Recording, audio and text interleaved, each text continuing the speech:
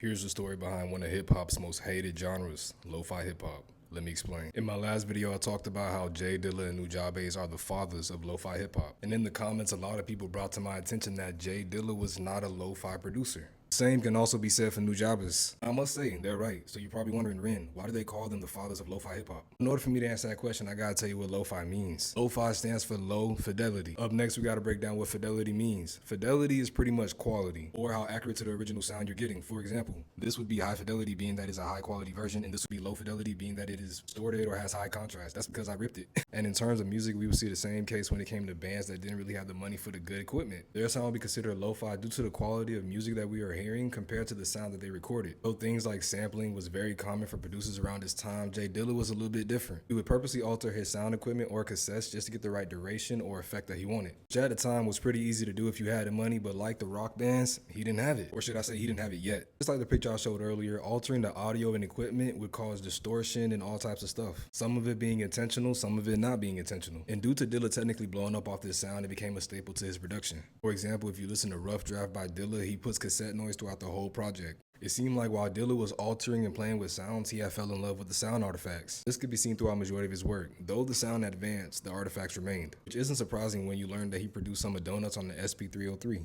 a piece of equipment that will later on become a staple in the lo-fi hip-hop world. When you mix that with the combination of Dilla time, you start to see why people associate him with lo-fi hip-hop, which if you didn't know, wasn't a thing until like 2016. Which is why I bring up Nujabes next, who I believe embodies what 2016 was to a lot of people, nostalgia. A big part of 2016 and the most recent years circle around one thing, and that is nostalgia. With that came the birth of a lot of producers who wanted to sample things from their childhood, one of the main things being Adult Swim. For those I remember back in the day, Adult Swim was big on anime and foreign cartoons, with one of those cartoons being Samurai Champloo, which had a soundtrack composed by Nujabes. It would also use a lot of Dilla instrumentals in their bumpers. Like, I know y'all remember them creepy bumpers. But with this becoming a peak source of nostalgia for up-and-coming producers in 2016, it makes sense that they chose Dilla and Nujabes as their fathers. So when you combine Dilla's techniques and sounds with the nostalgic feel of Nujabes, you get lo-fi hip-hop. My favorite example of this is this project called 25 Nights for Nujabes, which is a tribute project made by one of the biggest lo-fi producers. That being said, I think it's safe to say that though they aren't lo-fi producers themselves, they are the chosen fathers. And if you like this video, don't forget to like, follow, and comment down below.